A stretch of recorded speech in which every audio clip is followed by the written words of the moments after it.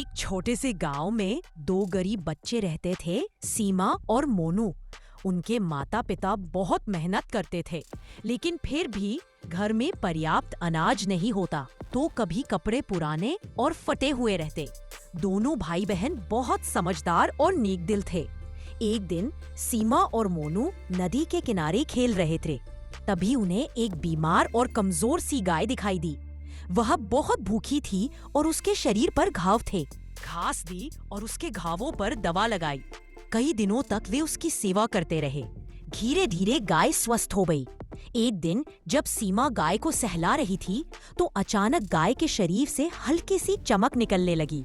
गाय मुस्कुराई और बोली, बच्चों, तुमने मेरी सच्चे दिल से सेवा की है। मैं कोई साधारण गाय नहीं, बल्कि जादुई गाय हूँ। मैं तुम्हारी गरीब। गाय ने कहा, तुम जो भी मांगोगे मैं तुम्हें दूंगी, लेकिन शर्त ये है कि तुम कभी लालच नहीं करोगे और किसी का बुरा नहीं सोचोगे।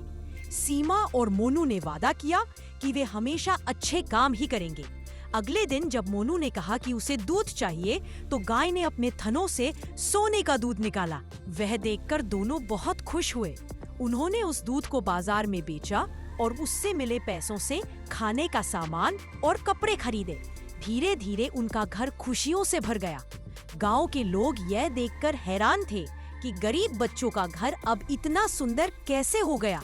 कुछ लालची लोग उनके घर आए और जादू का राज जानने की कोशिश करने लगे, पर सीमा और मोनू ने किसी को कुछ नहीं बताया। एक दिन गांव का मुखिया बहुत बीमार पड़ गया। डॉक्टरों ने कहा कि उसकी जान बचाना मुश्किल है। यह सुनकर सीमा और मोनू ने अपनी जादुई गाय से प्रार्थना की, माँ, कृपया हमारे गांव के मुखिया को बचा लो। गाय ने अपनी पूंछ हिलाई और चमकदार रोशनी से मुखिया की बीमारी दूर हो गई। गांव के सभी लोग बहुत खुश हुए और सीमा मोनू की प्रशंसा करने लगे।